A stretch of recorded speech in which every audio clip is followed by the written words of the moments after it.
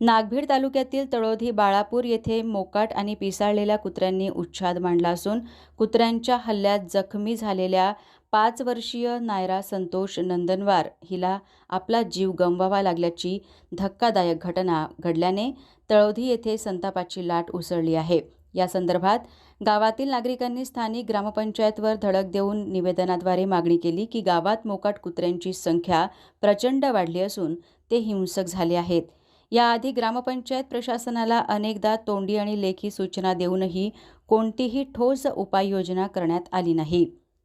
प्रशासनाच्या या ढिम्म कारभारामुळेच आज एका चिमुकलीचा बळी गेल्याचा आरोप करून असा मोकाट कुत्र्यांचा त्वरित बंदोबस्त करण्याची मागणी केली आहे। यावेळी ग्रामपंचायतीवर धडक देऊन प्रशासक कल्पना मस्के यांना निवेदन सादर केले। ग्रामपंचायत तळोधी बालापूर येथे गावातील भटके व प्राणी कुत्र्याचा बंदोबस्त करण्यासाठी एक निवेदन देण्यात आलेला आहे।